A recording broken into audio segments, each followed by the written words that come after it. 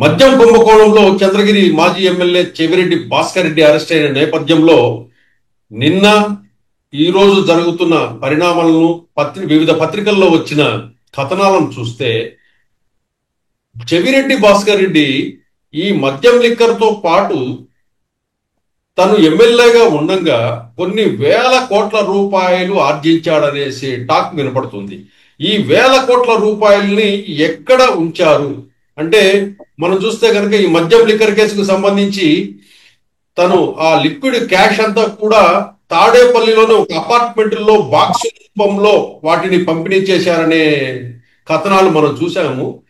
అయితే చెవిరెడ్డి భాస్కర్ రెడ్డి తాను ఎమ్మెల్యేగా ఉండగా సంపాదించిన డబ్బులు దాదాపు కొన్ని వేల కోట్లు ఉంటాయి అంటున్నారు. ఆ వేల కోట్ల రూపాయల లిక్విడ్ క్యాష్ ఎక్కడ దాచారు, ఎక్కడున్నాయనే అంశంపై లోకేష్ రెడ్డిని అడిగి మరిన్ని వివరాలు తెలుసుకుంది. మాజీ ఎమ్మెల్యే చెవిరెడ్డి భాస్కర్ రెడ్డి గారు కొన్ని వేల కోట్లు సంపాదించాడనే టాక్ వినపడుతుంది, వాస్తవమేనా? తప్పనిసరిగా సార్.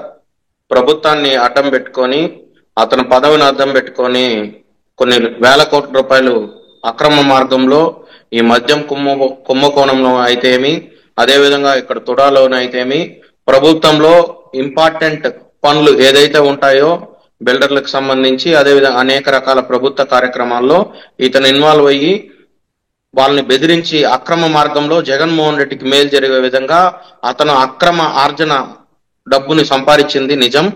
దాన్ని తిరుపతిలో కొంతమంది బిల్డర్లు ఉన్నారు సార్, వాళ్ళ దగ్గర ఆ డబ్బుని కన్వర్ట్ చేసి బ్లాక్ ని వైట్ గా మార్చి కొన్ని ఫేక్ సూట్ కేస్ కంపెనీలు ఇక్కడ తయారు చేసి ఆ కంపెనీల ద్వారా ఇతను దాన్ని లిక్విడ్ గా మార్చడము, అదే విధంగా ఇక్కడ కొన్ని ప్రముఖ బంగారు దుకాణాలు ఉన్నాయి, షాపులు ఉన్నాయి, వాళ్ళ ద్వారా దాన్ని బంగారు రూపంలో, హవాలా రూపంలో, డబ్బు రూపంలో కూడా మార్చుకొని ఇక్కడ మా నియోజకవర్గంలో తిరుపతిలో కొంతమంది పెద్ద వ్యక్తులు, ఆయనకి నమ్మిన వ్యక్తుల దగ్గర అతను డబ్బు నిల్వలు పెట్టి ఆ డబ్బుని ఎలక్షన్ లో డబ్బులు ఖర్చు పెట్టి అధికారం తిరిగి పొందాలని చెప్పి ప్రయత్నాలు చేయడం వాస్తవమే సార్.